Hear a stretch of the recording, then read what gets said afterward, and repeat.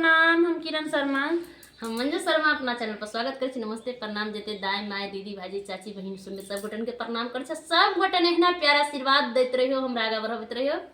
और हम दोनों देवरानी जेठानी जा रहल छी बहुत प्यारा से बेटा विवाह गीत बनाब। अहाँ सब जरूर सुनब, कमेंट करब, लाइक करब, शेयर करब, हमरा सबके नहीं भूलब। एकर साड़ी आई देखे छी पूर्णे छै, नहीं अहाँ सबके बुझाइए देखे पूर्ण छियै छै, एहन भऽ नहीं सकै छै। ये हमेशा खाली झूठ बजनी झूठे बाजऽ पड़ै छै। अपना पेड़ लेने जिमी छो तो हम बोलो जिमी छो साड़ी पहने छी लाइट मारी।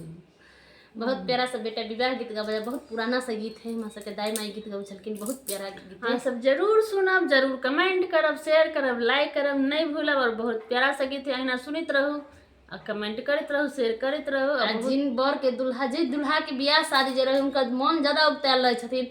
बाबा सब भैया सब पापा सब जल्दी जल्दी कहते रहे बरियाती से आ जाके हम ससुराल कखन पहुँचब, लेकिन बाबो आ भाई कोनो कम नहीं रहे छथिन। कहते दुल्हा के मन रहे तो सच्चे में हमारे ससुर रंगदार आ जिम्मेदार, सही में कहूँ जाए तो मोफिल बढ़िया से सजेने रह।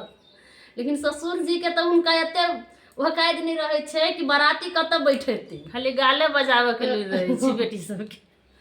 तो बहुत प्यारा सा बेटा विवाह गीत है, बहुत पुराना सा गीत है। हम सब जरूर सुने में जरूर कमेंट करब।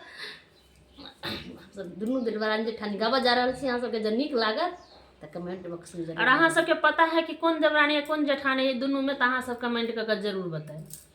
अहाँ सबके पते है तो नहीं है ती पता घर पर